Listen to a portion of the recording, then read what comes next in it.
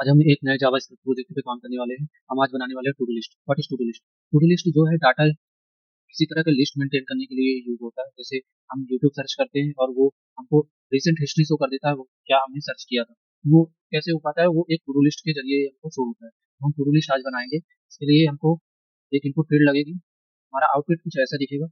Input field रहेगी, एक button रहेगा, बटन से हम फंक्शनैलिटी काम करेगी। कोई भी फंक्शन हम कोई भी हम टू डू लिस्ट नया लिस्ट से हम ऐड कर पाएंगे। इसके बाद जो भी लिस्ट रहेगी, जो भी लिस्ट होगी, वो लोकल स्टोरेज में सेव होगी, ब्राउजर के लोकल स्टोरेज में।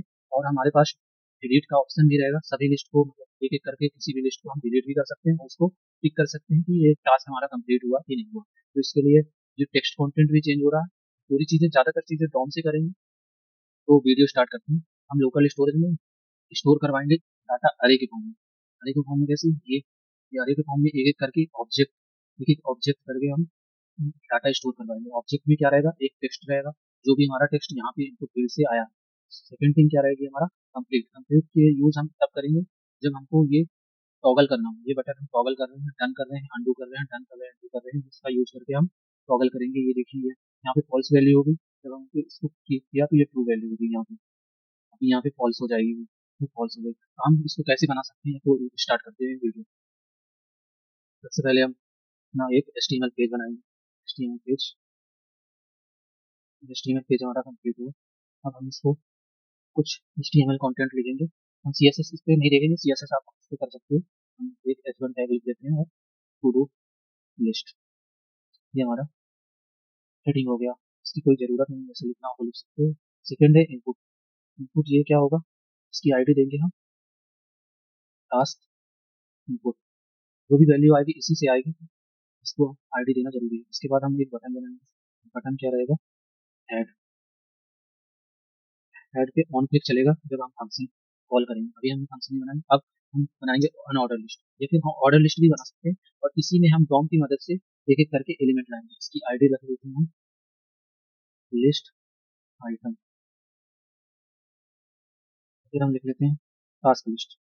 टास्क लिस्ट ये हमने रख दिया। इसमें इसके अंदर हम कुछ नहीं रखना, इसके अंदर हम जावा स्क्रिप्ट की मदद से जो भी हमारी टू डू लिस्ट होगी वो हम शो करवाएंगे।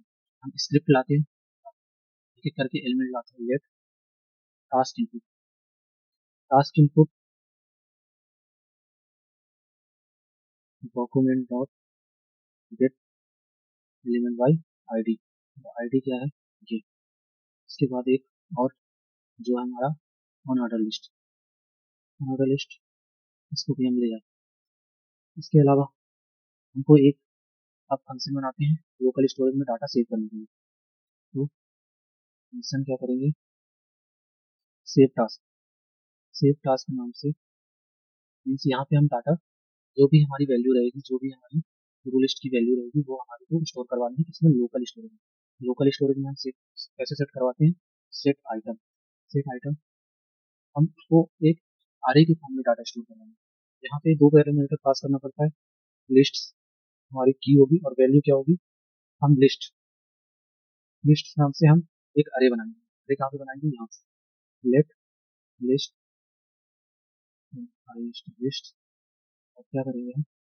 JSON dot parse. पार्स के अंदर क्या करेंगे? Local storage dot gate item. इसका मतलब मैं अभी बताऊंगा क्यों कर रहे हैं। और गेट आइटम में क्या करेंगे? हम की पास करेंगे। की क्या पास करेंगे? वो भी हमारी की है, की हम यहाँ से सेट कर रहे हैं, वही की हम यहाँ भी देंगे। अगर कोई भी डाटा नहीं है तो हमारे को एम्प्टी अरे चाहिए। ये लोकल स्टोरेज से ये गेट आइटम क्या, जो भी डाटा रहेगा, डेटा रहेगा, वो लेके आएगा। जो भी अरे लिस्ट में वैल्यू रहेगी वो लेके आएगा। और ये वैल्यू जेसन डॉट पार्स क्या करेगा? इसको ऑब्जेक्ट में कन्वर्ट करेंगे। ऑब्जेक्ट में कन्वर्ट करने के बाद अगर कुछ वैल्यू नहीं है, स्टार्ट में कोई भी वैल्यू नहीं होगी लोकल स्टोरेज में, तो हमको एम्प्टी अरे मिलेगा। ये इससे हम डाटा सेट करवाएंगे लोकल स्टोरेज में। ये लिस्ट जो है, ये अरे की लिस्ट को हम यहाँ पे स्टोर करवा रहे हैं। अगर एम्प्टी है तो एम्प्टी अरे स्टोर हो जाएगा। अगर कोई वैल्यू है तो वो वैल्यू आएगी, और जो हम नया वैल्यू डाल रहे हैं वो भी अपडेट होगी, उसी में ऐड होती जाएगी। लेकिन यहाँ पे हम लोकल स्टोरेज सेट आइटम करते हैं तो हम ऑब्जेक्ट स्टोर नहीं करा सकते। हम क्या कराएंगे? JSON format stringify. जेएसएन के फॉर एक स्ट्रिंगीफाई मेथड होती है जो ऑब्जेक्ट को स्ट्रिंगीफाई करती है, स्ट्रिंग में कीज को स्ट्रिंग में कन्वर्ट करती है। इसके अंदर हम लिस्ट पास करते हैं। तो ये हमारा जो एक फंक्शन, जो इम्पोर्टेंट फंक्शन था, वो क्रिएट हो चुका है। अब इसके बाद एक और इम्पोर्टेंट फंक्शन बनाएंगे हम, जो कि है हमारा ऐड टास्क। ये हमने सेव टास्क किया, अब ऐड टास्क। टास्क मतलब कोई भी वैल्यू जो हमारे को यूजर दे रहा है इनपुट फील्ड से, उसको हमको सेव भी तो कराना पड़ेगा, एरे में डालना पड़ेगा। तो एरे में कैसे डालेंगे, अरे डॉट पुश मेथड से डालेंगे। तो मान लेते हैं यूजर ने कोई टेक्स्ट दिया, टेक्स्ट कैसे दिया, ये इनपुट फील्ड से देगा। ये इनपुट फील्ड यहाँ पे लेके आएंगे, डॉट वैल्यू, इनपुट फील्ड की वैल्यू यहाँ पे आ जाएगी। अब इसको हम पुश कराएंगे, इसको पुश कराएंगे, ये एरे लिस्ट, ये एरे एरे ये लिस्ट नाम की हमारी एक एरे है। इस पे हम क्या कराएंगे, पुश मेथड लगाएंगे और क्या कराएंगे, ऑब्जेक्ट के फॉर्म में ये टेक्स्ट को पुश करवाएंगे। और मैंने बोला था एक चीज और अपने को लिखनी है इसमें, क्या लिखनी है, कंप्लीटेड।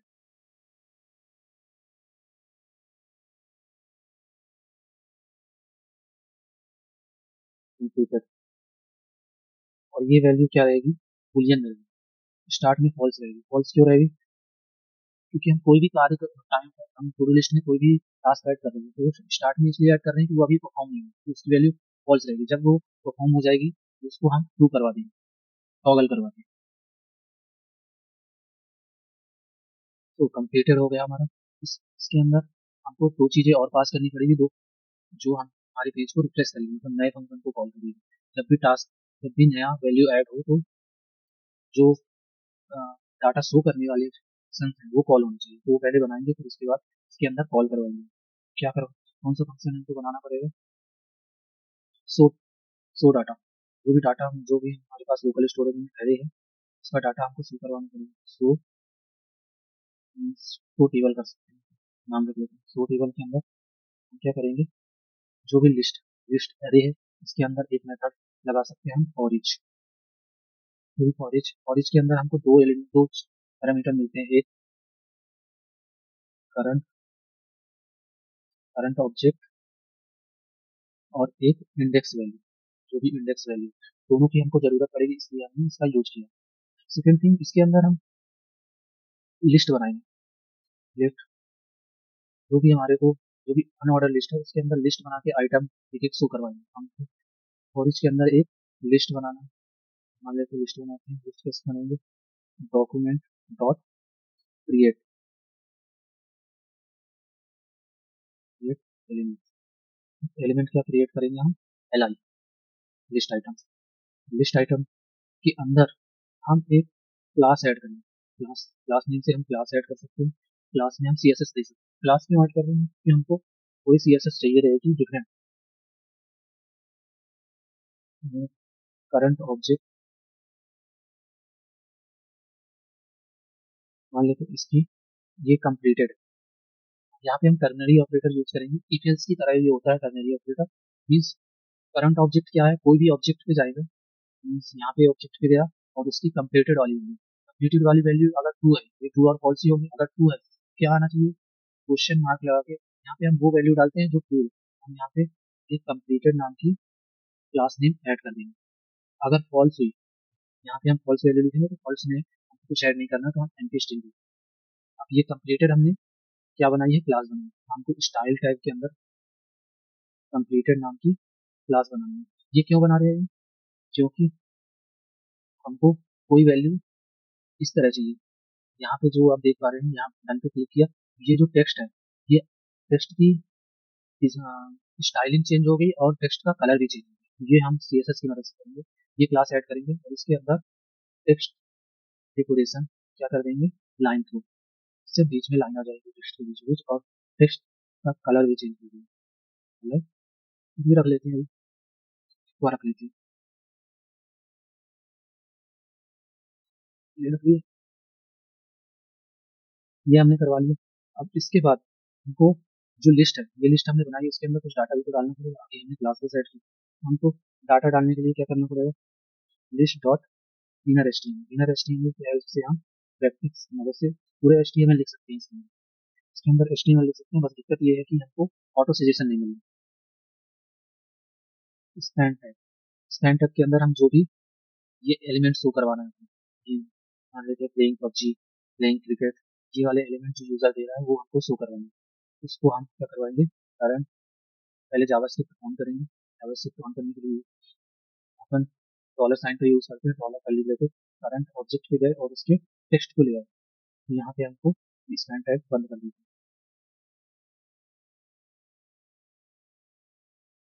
सेकेंड स्टैंड टाइप बनाएंगे और इसमें क्या ऐड करना है हमको, बटन्स। कौन से बटन्स, जो हमको एडिट और डिलीट के बटन, ये अंडू और डिलीट के बटन, ये दोनों बटन ऐड करने हैं। अंडू का बटन जो है उसका टेक्स्ट भी चेंज हो रहा है, इसके लिए भी हम टर्नरी ऑपरेटर का यूज करेंगे। जैसे ये डन डन है और ये अंडू है, ये चेंज हो रहा है, तो इसके लिए हम क्या यूज करेंगे, टर्नरी ऑपरेटर। सबसे पहले बटन बनाते हैं, बटन, ये बटन बन गया।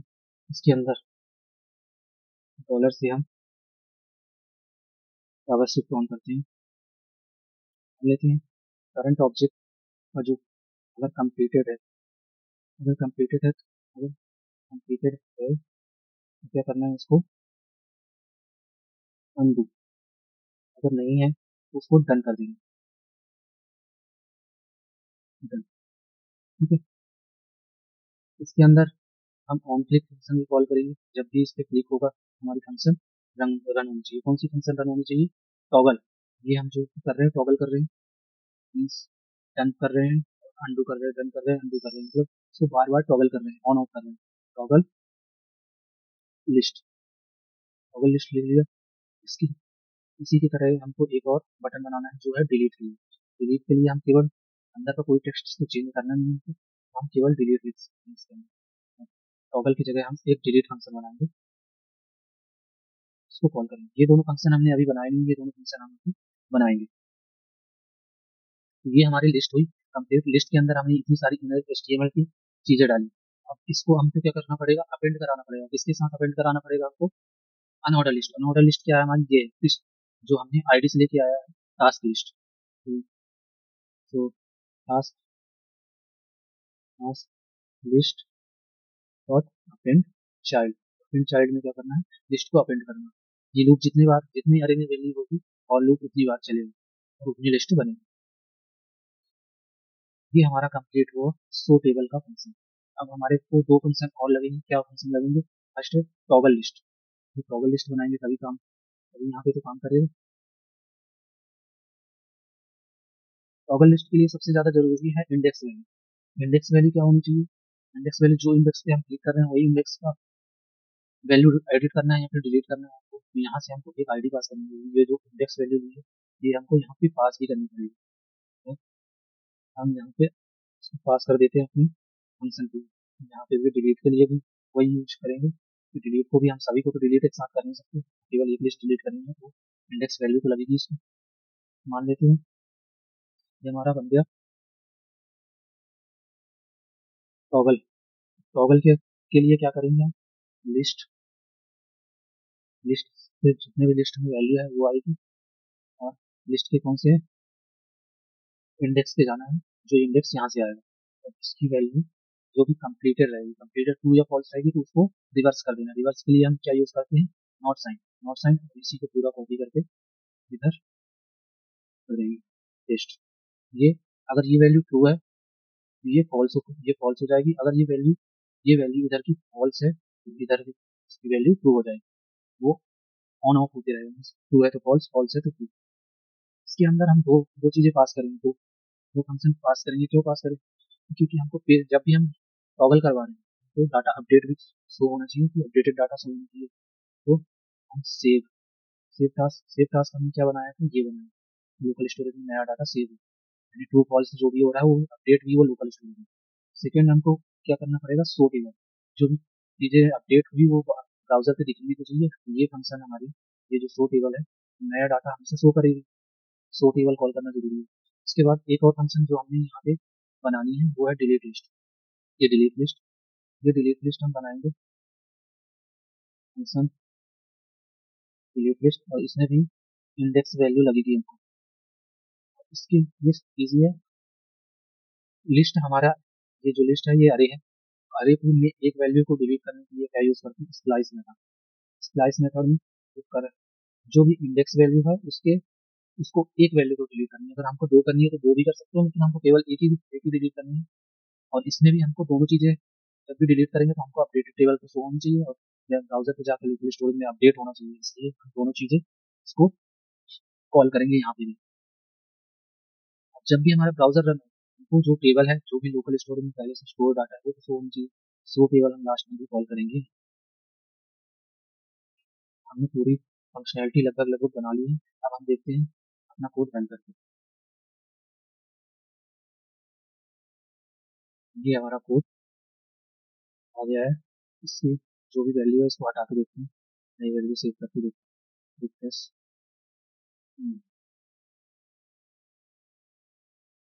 अभी बटन पे हमने ऑन क्लिक फंक्शन को लगाया नहीं, इसलिए बटन काम नहीं कर रहा, तो ये सबसे ज्यादा जरूरी है। हमने पूरी फंक्शनैलिटी बना ली लेकिन बटन पे कुछ लगाया नहीं, इवेंट लगाया नहीं। ऐड टास्क, जब भी बटन क्लिक हो तो हमारा टास्क जो है ऐड करें। हम जो भी बटन है ये हमारा ऑन क्लिक, इसको क्या करना है, ऐड टास्क को कॉल करना है, यहाँ पे कॉल करना है। मैंने बोला था ऐड टास्क में कुछ और फंक्शन हमको ऐड करनी पड़ेंगी, तो वो क्या हो सकती है।